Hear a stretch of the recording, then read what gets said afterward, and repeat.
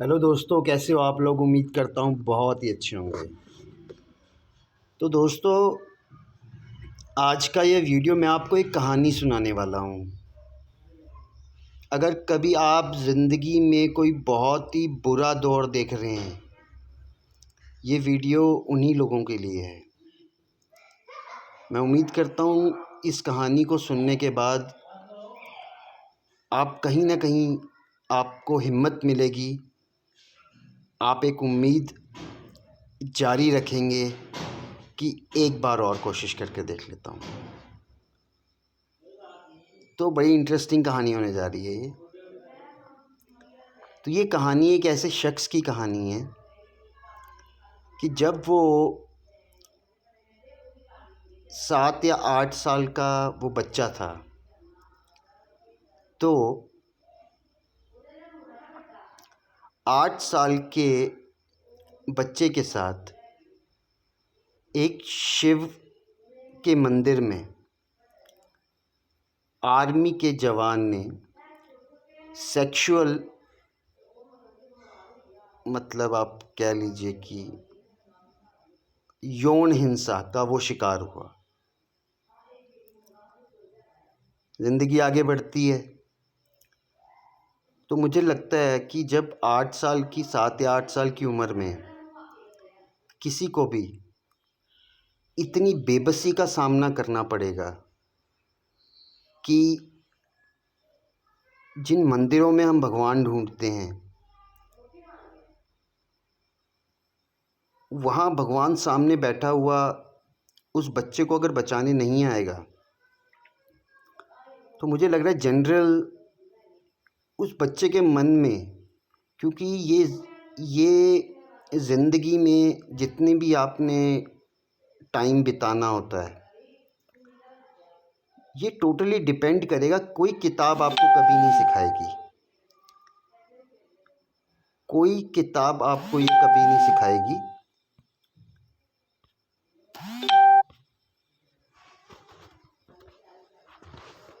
है ना। क्योंकि मुझे लगता है कि ज़िंदगी में रोज़ जो 24 घंटे हमें मिलते हैं, उन 24 घंटों में हम किस किस्म के डिसीज़न लेते हैं, उससे हमारा भाग्य, या आप कह लीजिए कि हमारा अगला दिन, अगले मोमेंट्स तय होते हैं। जो हम एक्शंस करते हैं, उसी के रिएक्शंस फिर हमें आगे देखने को मिलते हैं। तो कोई अगर कहेगा कि ये कोई ज़िंदगी को डिफ़ाइन किया जाएगा, व्हाट इज़ लाइफ, तो मुझे लग रहा है उस जो 8 साल के बच्चे की मैं बात बता रहा हूँ, उसके लिए अगर 2 लेसन्स बड़े स्ट्रॉन्ग से उस छोटे से माइंड में ज़रूर गए होंगे। एक ये कि आप मुसीबत में होंगे तो आपको कोई भी भगवान बचाने के लिए नहीं आएगा। जितने भी छोटे छोटे बच्चों के साथ इस किस्म की ज़्यादतियाँ होती हैं, आप उनसे ये कतई उम्मीद नहीं कर सकते कि वो क्रूअल ना हो, वो हिंसक ना हो, इसकी तो कोई संभावना ही नहीं है। एक ये, और दूसरा, जो ज्ञान ज़िंदगी ने सिखाया होगा उस 8 साल के बच्चे को, और दूसरा ज्ञान वो ये होगा कि sex is a matter of chance, no matter the person who is. Yes. तो फर्स्ट सेक्स लाइफ में it's a matter of chance होंगे। क्यूरियसिटी रहती है हमेशा एक इंसान के मन में। Human mind is a curious mind always. और बच्चों का तो आपने देखा होगा, बड़ा क्यूरियस माइंड होता है। वो इधर उधर हर चीज़ वो देखना चाहते हैं खोल के। तो क्यूरियस माइंड होने की वजह से, और एक क्यूरियस माइंड होना भी चाहिए, कोई चीज़ सीखने के लिए क्यूरियसिटी बहुत ज़रूरी है। ये ह्यूमन का बेसिक नेचर है। तो वो क्यूरियसिटी एक्सपेरिमेंट्स करवाती है, राइट। तो इस क्यूरियसिटी में तो सेक्सुअल रिलेशन जो किसी आदमी या औरत की ज़िंदगी में बनते हैं, पहला आप हमेशा नोटिस करेंगे कि वो ज़्यादातर गलतियों को, कुछ खूबसूरत गलतियों को लोग डिस्कस करना पसंद नहीं करते समाज के डर से। मगर डेफिनेटली आपकी ज़िंदगी का पहला सेक्स किसी के लिए वो वैल्यू करता हो या ना करता हो, आपका पहला सेक्स पार्टनर डेफिनेटली आपकी ज़िंदगी में मरते दम तक वो बहुत इम्पॉर्टेंट रहता है। समाज उस रिश्ते को स्वीकार करता है या नहीं करता है, यकीन मानिए जब रिश्ता शुरू होता है तो इस चीज़ की परवाह नहीं करते। अगर आपको सच में बहुत मौके मिल रहे हैं ऑपोजिट सेक्स के साथ घुलने मिलने के, तो मेरा ये बात बताने का मकसद सिर्फ यही है कि ज़िंदगी में किसी चीज़ का गिल्ट नहीं करना चाहिए। वो गिल्ट आपको कभी भी ज़िंदगी में आगे नहीं बढ़ने देगा। तो अब उस 8 साल के बच्चे पे अगर दोबारा चलें, जिसको है ना, एक मंदिर के अंदर जो 2 लेसन्स उस माइंड में उस समय गए होंगे और वो परमानेंट लेसन्स रहे होंगे, क्योंकि ये पर्सनल एक्सपीरियंस रहे होंगे उस बच्चे के। फिर वो बच्चा बढ़ते बढ़ते ज़िंदगी सब भुला कर, है ना, वो एक बच्चे का माइंड होता है बहुत जल्दी भूल जाता है, क्योंकि क्यूरियस माइंड खासकर, और बहुत सी चीज़ें होती हैं, है ना। तो बुरे हाथ से अगर अकेले में हुए हों तो उन्हें भुलाना आसान होता है, तो ज़िंदगी आगे बढ़ती है। तो फिर उस एग्रेशन आ जाता है लाइफ में, क्योंकि जब एक 8 साल के बच्चे को ये लेसन मिला होगा, कोई भी आपको बचाने के लिए नहीं आएगा जब आप मुसीबत में होंगे, तो वो बच्चा, वो माइंड अपने आप को स्ट्रांग बनाने की कोशिश में लग जाएगा उसी दिन से, फिज़िकली भी, मेंटली भी और इमोशनली भी। फिर जब वो बच्चा 17 साल का होता है, तो एक शख्स जो सच पे बहुत यकीन करता है और जिस सच को बहुत बड़ी पावर मान के चलता है और मोस्ट टैलेंटेड बंदा, ये बच्चा कभी भी दुविधा में होता है ज़िंदगी में, तो वो शख्स इस बंदे की दुविधा, इस बच्चे की दुविधा दूर करता है। वो उसके फादर 17 साल की उम्र में उस बच्चे का सबसे प्यारा शख्स इस दुनिया को छोड़ के चला जाता है। और उस टाइम पे वो बच्चा, और फाइनेंशियल कंडीशन इतनी अच्छी नहीं होती, क्योंकि बचपन सारा उस बच्चे ने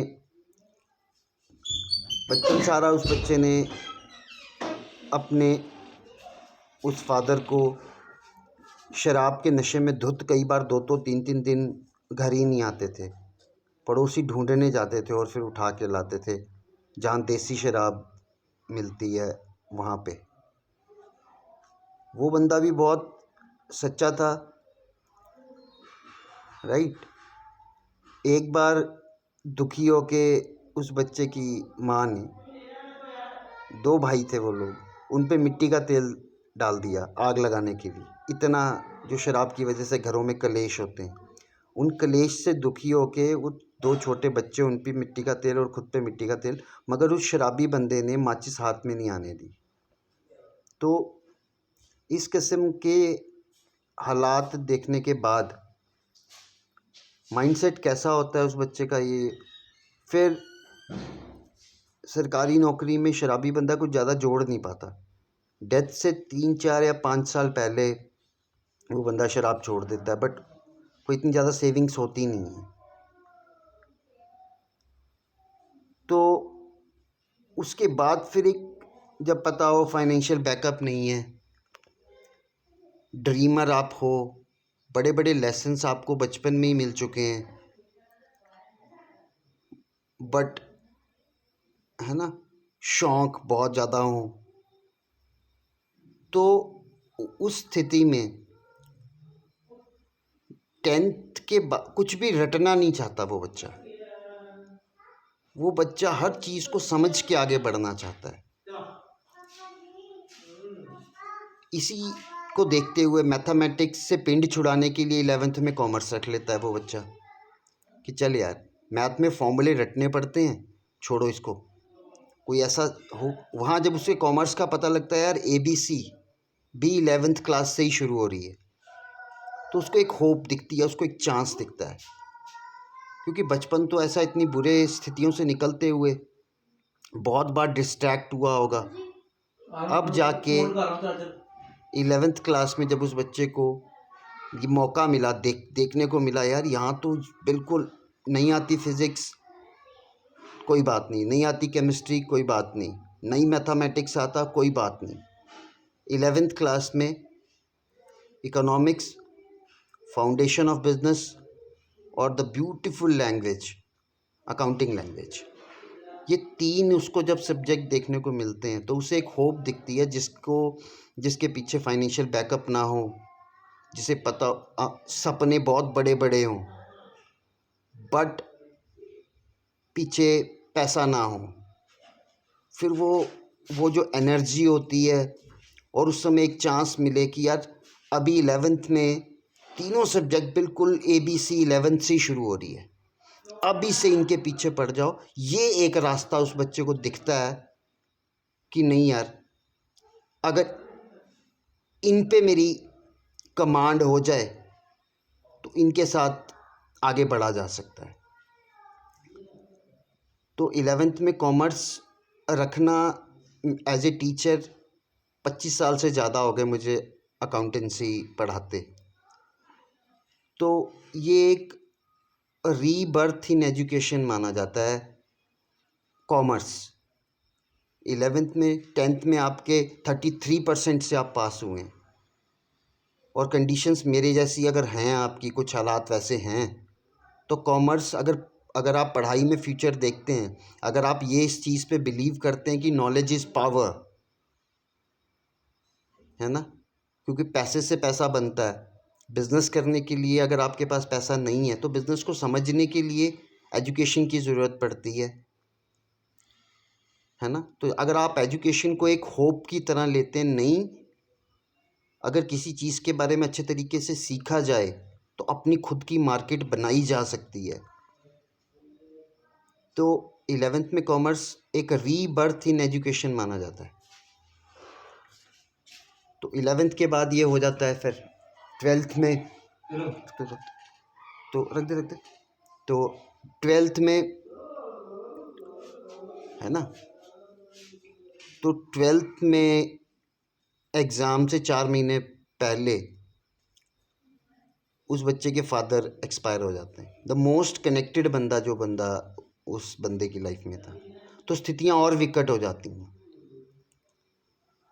अब तो कामयाब होने का शौक़ है, तो कामयाब होना एक मजबूरी बन जाती है। फिर वो बच्चा एक इंटेलिजेंट डिसीज़न लेता है, वो अकाउंटिंग लैंग्वेज पे अपनी कमांड बनाता है। उसे दिख जाता है कि ये अकाउंटिंग एक बहुत इम्पॉर्टेंट काम है। जब तक टैक्सेशन रहेगा किसी सिस्टम में, तब तक अकाउंटिंग बहुत इम्पॉर्टेंट है। सारा सिस्टम आपने देखा होगा टैक्स पे चलता है, तो जब तक टैक्सेशन होगा तो उसका कैलकुलेशन होगा, और जब कैलकुलेशन की बात आएगी तो एक ही पूरे वर्ल्ड में एक ही लैंग्वेज में अकाउंटिंग की जाती है, एक ही सिस्टम से अकाउंटिंग की जाती है, जिसे double entry system of record keeping कहा जाता है। यानी एक अलग भाषा, पूरी दुनिया में अकाउंटिंग एक अलग भाषा में की जाती है, और उस भाषा में सिर्फ दो ही शब्द होते हैं, एक डेबिट और दूसरा क्रेडिट। और कब डेबिट करना है कब क्रेडिट करना है, इसको सिखाने के लिए सिर्फ 3 रूल्स। तो इंटेलिजेंट माइंड ये डिसीज़न लेते हैं कि जब कुछ सीखना ही है, पल्ले कुछ है नहीं, फाइनेंशियल बैकअप है नहीं, सपने बड़े हैं, तो अगर कुछ सीख के बेचा जाए तो फिर क्यों ना दुनिया की सबसे आसान और सबसे डिमांडिंग भाषा क्यों ना सीखी जाए। फिर तो अगर आप अपनी ज़िंदगी का 1 मिनट भी किसी काम में लगा रहे हैं और उस काम का आप फ्यूचर में फाइनेंशियल बेनिफिट ना ले सकें, तो मुझे लग रहा है वो आपकी एनर्जी वेस्ट है। क्योंकि अब उस 8 साल के बच्चे की स्टोरी से आपको पता चल गया होगा कि भगवान भी किसी को मुसीबत में बचाने के लिए आने वाले नहीं हैं, राइट। तो यानी आपको ही मजबूत बनना है ज़िंदगी में।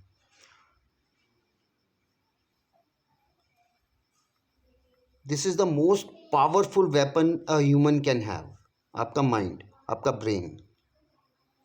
Training of your mind, how you are training your mind. तो वो लैंग्वेज एक अपॉर्चुनिटी की तरह मानते हुए, है ना, उसको सीख के एक इंटेलिजेंट डिसीजन वो बच्चा क्या लेता है, वो उस लैंग्वेज को बेचना शुरू कर देता है। क्योंकि 10th में चाहे किसी बच्चे के 99% भी हैं, जब वो 11th कॉमर्स क्लास में आके अकाउंटिंग के बारे में जब क्लासेस शुरू करता है, तो सच में यकीन मानिए उस बच्चे को कुछ भी नहीं पता होता। तो टीचर के पास अकाउंटिंग में कैरियर स्टार्ट करना एक बहुत अच्छी अपॉर्चुनिटी है। वो बच्चा अपॉर्चुनिटी समझ के एक ऐसे प्रोफेशन को चुन लेता है, राइट। पैसा कमाने का शौक़ तो है, और उसे उस टाइम पे ये लगता है कि यार ये भाषा सीख के इसको बेच के बहुत पैसा कमाया जा सकता है, क्योंकि काम की भाषा है।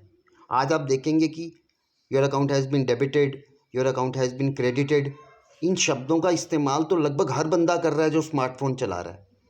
बट इसके बेसिक्स, इस लैंग्वेज का, इस सिस्टम का, अकाउंटिंग प्रोफेशन के बारे में ज़्यादा जानकारी नहीं है। जबकि डे बाय डे जब से ये जीएसटी आया है, तो अकाउंटिंग तो वैसे भी आपको पता है, जब तक टैक्सेशन स्ट्रक्चर रहेगा तब तक अकाउंटिंग रहेगी, और जब तक अकाउंटिंग रहेगी लैंग्वेज डेबिट और क्रेडिट ही इस्तेमाल की जाएगी। तो किसी भी एंगल से ये बुरा सौदा नहीं लगता। और फिर वो एनर्जेटिक टाइम एक बच्चा एक लैंग्वेज को पकड़ के पीछे नहा धो के उसको सिखाना शुरू कर देता है, और आस्ते आस्ते वही उसका प्रोफेशन, उसको मज़ा आना शुरू हो जाता है। वो उसको एक मिशन की तरह ले लेता है कि एक एक एक मिशन की तरह, क्योंकि वो सारे दर्द उस बच्चे ने झेले होते हैं। उसको पता होता है कि यार ये लैंग्वेज या ये सिस्टम या ये accounting profession, it is one of the most beautiful and demanding profession in the world. ये विज़न रखते हुए वो पागलों की तरह ये लैंग्वेज का दीवाना होकर बच्चों को सिखाना शुरू कर देता है। फिर इसी तरीके से उसका टीचिंग प्रोफेशन शुरू हो जाता है, उसका टीचिंग प्रोफेशन शुरू हो जाता है। शुभू, एक मिनट तो खा लिया। हाँ अच्छा, मैं थोड़ा बना लूँ वीडियो, तो वो थोड़ा दूसरे रूम में चल जाएगा 2 मिनट। अच्छा, मैं हेजिटेशन हो जाती है थोड़ी सी। हाँ को बैठ। तो ये है ना, थोड़ा अकेला चक्कर पड़ जाता है। हाँ कोई नहीं, ठीक है, ठीक, थैंक यू।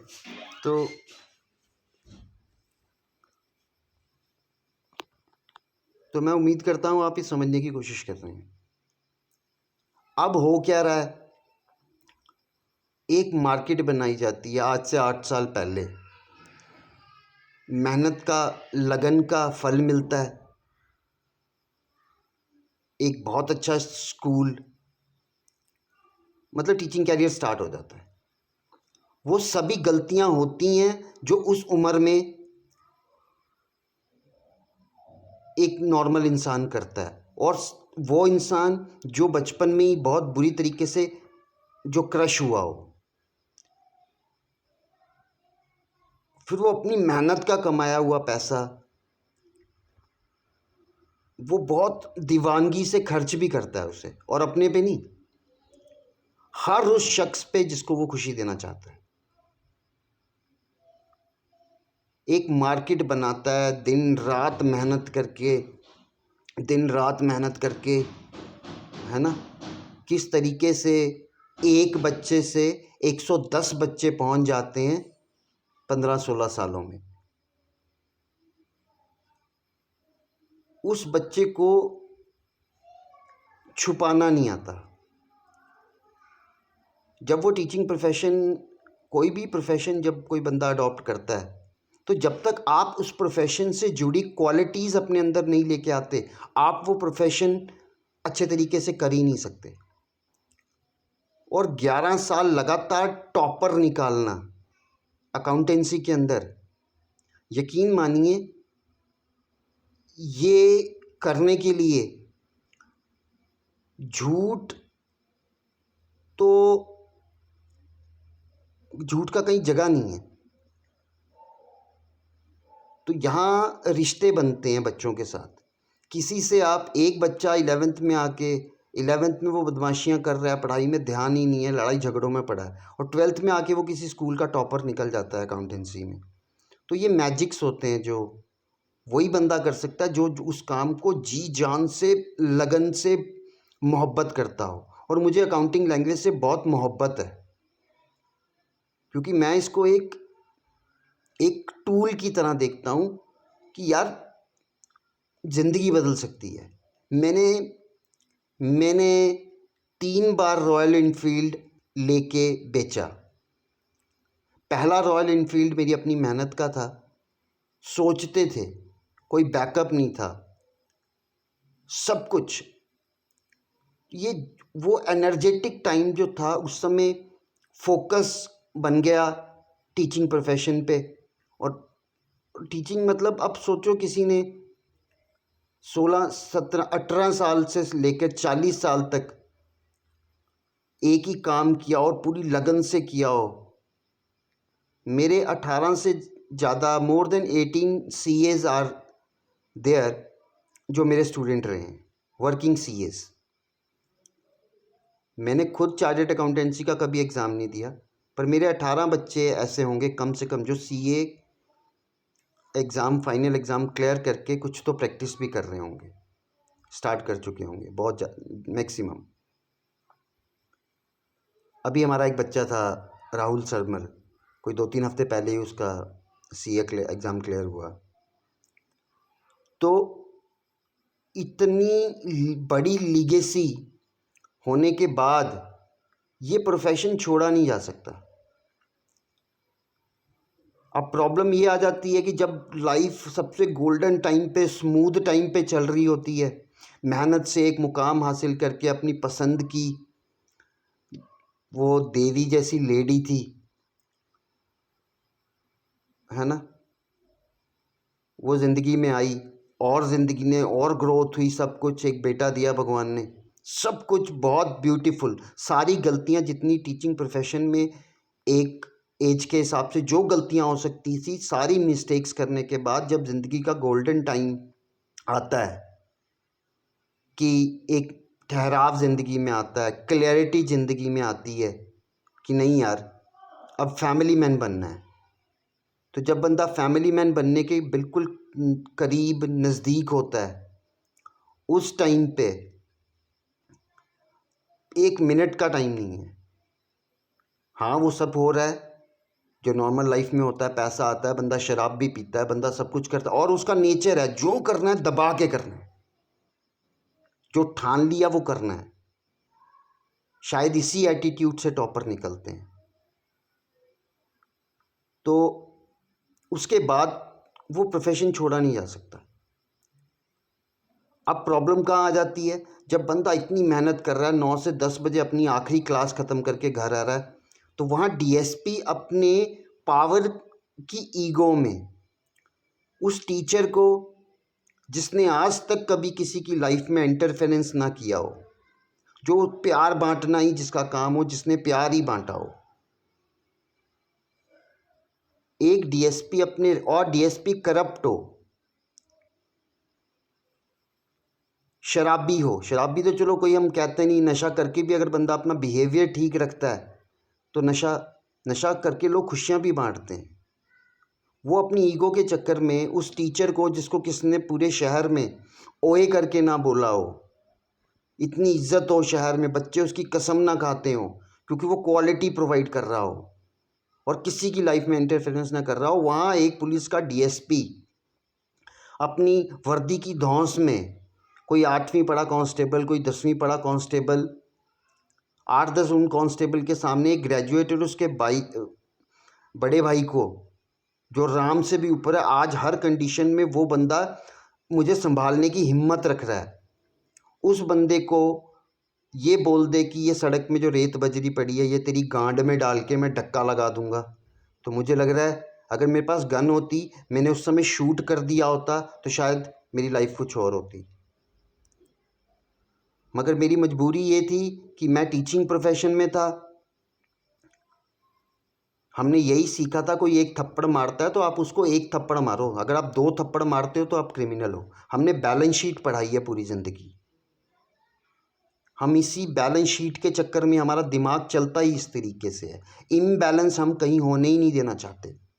रजामंदी से जो होता है, म्यूचुअल कंसेंट से जो भी चीज़ होती है वो गलत हो ही नहीं सकती, चाहे कोई भी कानून, कोई भी धर्म उसको गलत कह रहा हो। जो दो लोग आपस में मिलकर डिसीज़न लेते हैं वो गलत नहीं हो सकते।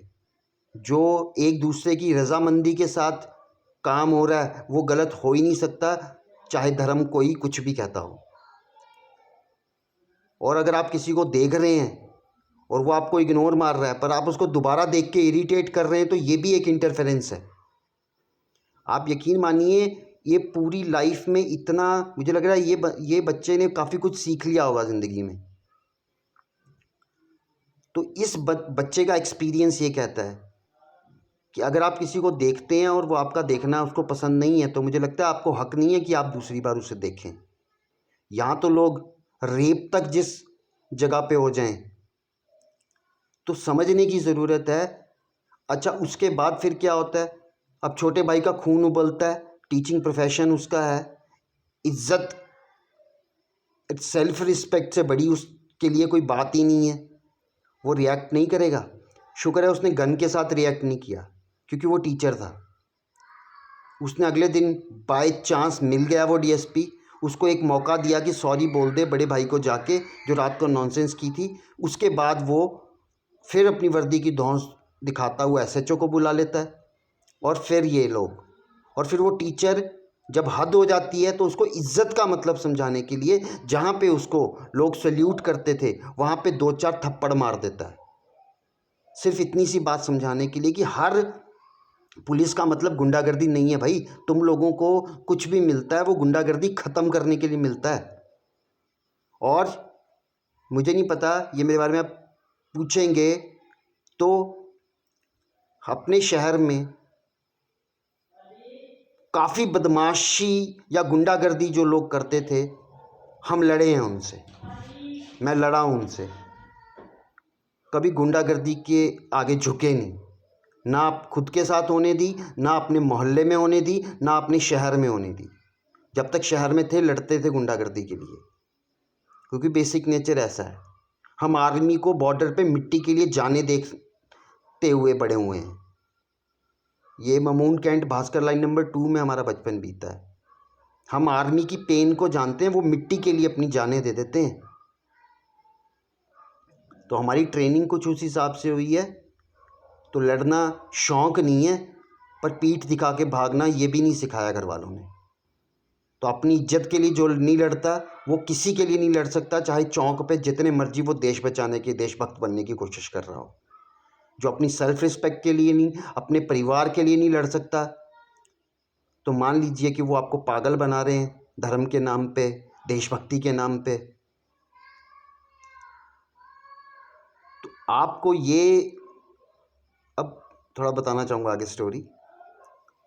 तो उसके बाद पुलिस इतना अत्याचार करती है, 400 बंदों के सामने, 400 पुलिस के ट्रेनीज थे, उनके सामने ग्राउंड में नंगे पैर वो बच्चा घूमता जा रहा है उंगली ज़मीन पे रख के, और वो डीएसपी आधा पौना घंटा, वो प्लास्टिक के डंडे होते हैं उनके सामने उसको मार मार के उसका तमाशा बनाता है। उसके बाद कॉम्प्रोमाइज़ हो जाता है, करवा देते हैं ये लोग। उसके बाद क्या वो टीचर दोबारा क्लास ले सकता है अपनी उतनी एनर्जी के साथ, उतने पैशन के साथ? मैंने फिर भी ली। मैं 1-1.5 साल 2 साल अपने बैचेस चलाता रहा, बट एक मिस्टेक मुझसे हो गई कि वो हील करने के लिए खुद को फिज़िकली भी और मेंटली भी, जो नशा छोड़े हुए 8 साल से ज़्यादा हो गए थे, शराब छोड़े हुए, एक गोल्डन लाइफ चल रही थी, उस टाइम पे एक गलती हुई कि चिट्टा जिसे हेरोइन कहते हैं, वो हील करने के लिए गलती से ट्राई किया। बस जब चिट्टा किसी की ज़िंदगी में घुसता है तो फिर कुछ उसकी ज़िंदगी में और बचता नहीं है सिवाय उसकी हिम्मत के। तो वही मेरे साथ भी हुआ। फैमिली चली गई, सब कुछ ख़त्म हो गया, प्रॉपर्टी चली गई, रिलेशन चले गए, रिस्पेक्ट चली गई, सब कुछ ख़त्म हो गया, क्लासेस चली गई। क्योंकि एटीट्यूड तो वही है, जो भी करना है दबा के करना है। तो जिस चीज़ ने आपको हील किया वो रॉन्ग सिलेक्शन थी ज़िंदगी की एक, जिसने, है ना। पर आज मैं फिर भी प्राउड करूँगा कि आज मेरे हाथ में इतना सब कुछ होने के बाद भी आज मेरे हाथ में गन नहीं है, आज मेरे हाथ में कलम है। मैं आज फिर कोशिश कर रहा हूँ उसी डेडिकेशन से अपने क्लासेस देने के लिए जिसके लिए मैं जाना जाता था, क्योंकि हमारे संस्कार बहुत अच्छे हैं। हमारे परिवार ने बहुत कुर्बानियाँ दी हैं समाज का माहौल ठीक रखने के लिए। हमारी पूरी फैमिली में, मैं कहता हूँ मेरे 25 साल के टीचिंग कैरियर में मेरा एक भी स्टूडेंट आपको ऐसा नहीं मिलेगा जिस पे कोई क्रिमिनल केस होगा। अगर है तो उसके क्रिमिनल होने की जिम्मेदारी मैं लेता हूँ। मेरा कोई भी बच्चा अगर क्राइम करता है तो मैं एज ए टीचर मैं कहता हूँ कि आप मुझे अरेस्ट करें, उसके हिस्से की सज़ा मुझे दें, क्योंकि मैं नालायक हूँ अगर 2 साल बच्चा मुझसे पढ़ा और मैं उसके माइंड से क्राइम ना दूर नहीं कर पाया। मैं इतनी बड़ी जिम्मेदारी लेने के लिए तैयार बैठा हूँ, बट मेरा हक बनता है कि मैं ये सवाल पूछूं। आज उठते ही सुबह पेन किलर लेने पड़ते हैं बॉडी को। मुझे किसी को ये गवाही देने की ज़रूरत नहीं है कि मैं ये नशे का पैरवी नहीं करूँगा, मगर मैं ये ज़रूर बोलूँगा कि अगर ज़िंदगी में कभी ऐसा कोई आपके साथ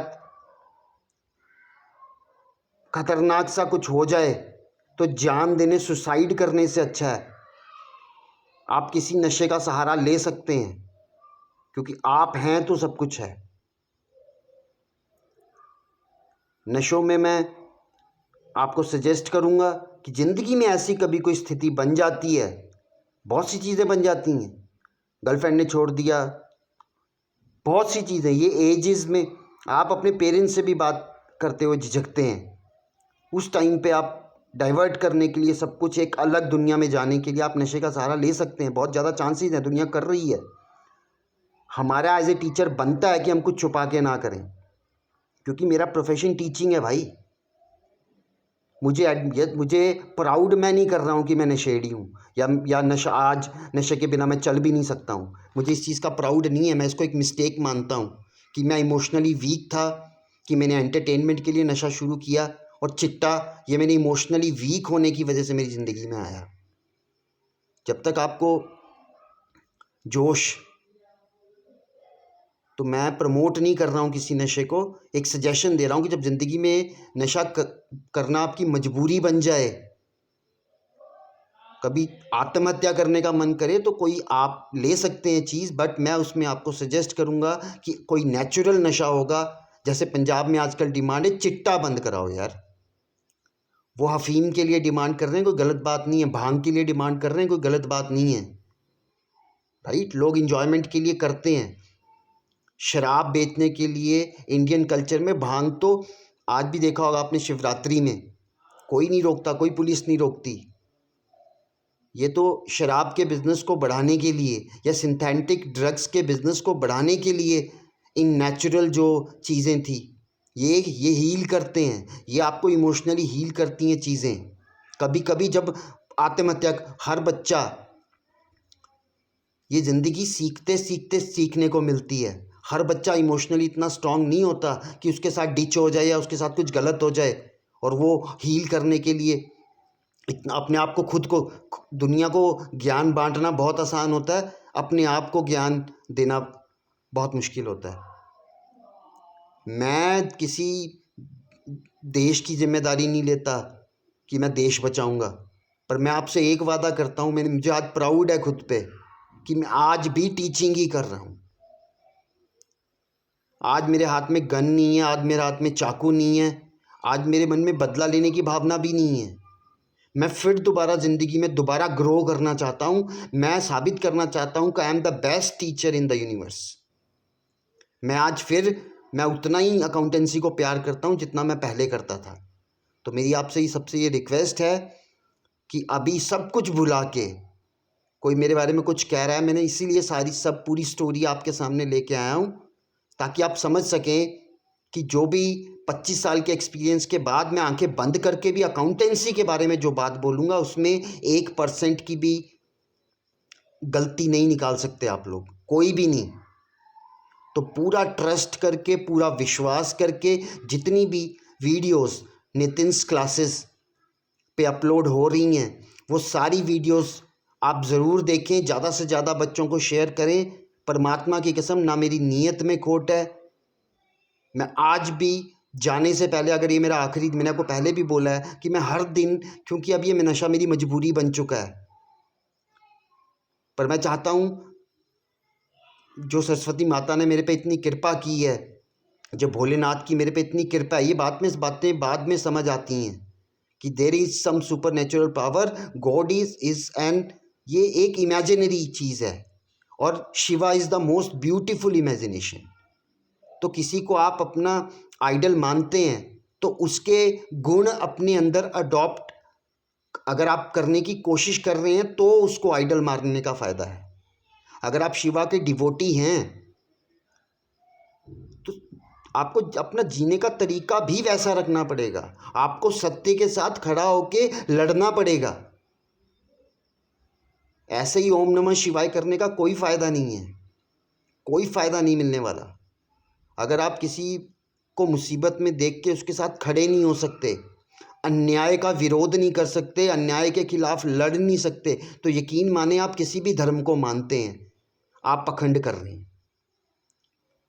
तो जो 24 घंटे पूरे दिन में मिलते हैं, उन 24 घंटों में आप कितना कितना प्यार बांटते हैं, कितना अन्याय के खिलाफ लड़ते हैं, अपनी सेल्फ रिस्पेक्ट के लिए आप कितना खड़ा रह सकते हैं, इससे आपका जीवन बनता है। मुझे तो ये लगता है। इमेज मेरे लिए पहले भी कोई चीज़ नहीं थी, इमेज मेरे लिए आज भी इमेज की कोई अहमियत नहीं है।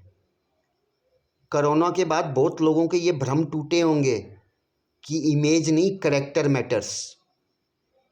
और मैं आज भी अपने आप पे प्राउड करता हूँ कि आज भी इतना कुछ होने के बाद भी जीवन में I am not a criminal, I am not a criminal. और मैं अपनी बच्चे को ये यकीन दिलाना चाहता हूँ कि I am trying my best, but फिर भी अगर मैं ये कोशिश करने में कामयाब नहीं रहा, उससे पहले मैं चाहता हूँ एटलीस्ट 12th का जो अकाउंटेंसी का सिलेबस है वो कंप्लीट मैं रिकॉर्ड कर दूँ, ताकि मेरे मन पे कोई बोझ ना रहे। और अब मैंने देखा है कि अकेले कोई लड़ाई जीती नहीं जाती। मैं लड़ना चाहता हूँ, मेरा जन्म ही लड़ने के लिए हुआ है। तो मैं चाहता हूँ ज़्यादा से ज़्यादा लोग इस चैनल को सब्सक्राइब करें, और अगर आप चाहते हैं कि जो मेरे साथ हुआ वो आने वाली हमारी जनरेशन के साथ ना हो, तो मैं चाहता हूँ कि हम यूनाइट हों। जो चिट्टे के खिलाफ लड़ना चाहते हैं, जो गुंडागर्दी के खिलाफ लड़ना चाहते हैं, यूनाइट होके, राइट, वो मेरे साथ जुड़े। जो मुझे संभाल सकते हैं, मेरे बड़े भैया, राम से भी ऊपर कोई धरती पे है आज, तो वो मेरे बड़े भाई साहब हैं। हम उनको पॉलिटिकल पावर देकर अगर वो मेरा चिट्टा छुड़ा सकते हैं तो वो पूरी दुनिया का चिट्टा बंद करवा सकते हैं। तो मेरी आप सबसे उम्मीद है कि आप मुझे एज ए टीचर लेंगे, मुझे मौका देंगे कि मैं कम से कम 12th का सिलेबस पूरे तरीके से रिकॉर्ड कर पाऊँ। तो यही कहते हुए अगला वीडियो हम डिसॉल्यूशन ऑफ पार्टनरशिप पे बनाने वाले हैं। तो मैं उम्मीद करता हूँ कि अब आपको बात पूरी अच्छे तरीके से समझ आ गई होगी। ज़्यादा से ज़्यादा लोगों तक ये वीडियो पहुँचाएँ ताकि बच्चे फ़ायदा उठा पाएँ ये जाते जाते भी नीयत में बिल्कुल खोट नहीं है, सब कुछ प्योरिटी है, सब कुछ सोच समझ के बोला जा रहा है। और जो भी 12th से रिलेटेड डाला गया, बोर्ड यूज़ नहीं कर पा रहे हैं, मगर फिर भी मेरा पूरा ध्यान है कि मैं आपको कंसेप्ट समझा पाऊँ। Love you all.